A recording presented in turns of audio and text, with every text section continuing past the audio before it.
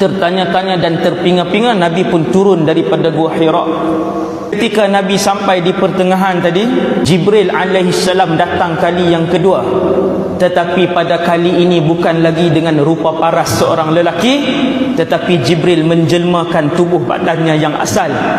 Bila Jibril panggil, "Ya Muhammad," Nabi pun tengok ke atas. Nabi cerita kepada para sahabat, kata Rasulullah, aku pun melihat ke atas, melihat Jibril alaihissalam dengan rupanya yang asal. Nabi tengok Jibril dengan rupa yang asal ni 2 kali saja seumur hidup. 2 kali je. Tu yang lain macam mana?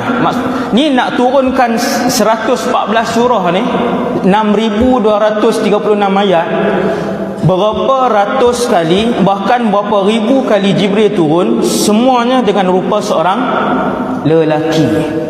Kata Rasulullah, aku melihat Jibril mempunyai 600 sayap, dan keadaan fizikalnya ketika itu menutup di antara barat sampai ke timur. Nabi tengok hujung barat ada Jibril, sayap Jibril, dan Nabi memalingkan mukanya ke hujung timur, ada sayap Jibril, penuh langit.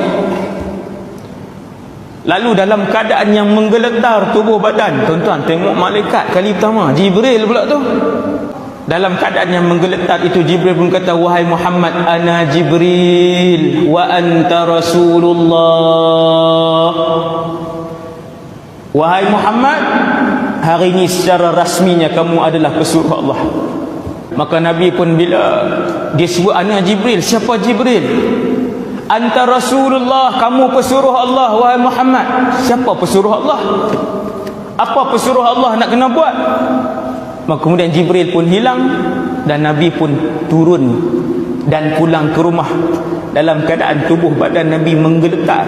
Sampai depan pintu, Sayyidatina Khadijah pun tengok Nabi menggeletar. Sayyidatina Khadijah dia tak tanya banyak. Nabi kata, selimutkan aku, selimutkan aku. Nabi pun masuk dalam, tak tanya apa Sayyidatina Khadijah. Nabi terus rehat, dia pun selimutkan Nabi sallallahu alaihi wasallam. Tuan-tuan, bermula daripada hari itu turunlah ayat ni, Al-Quran ini.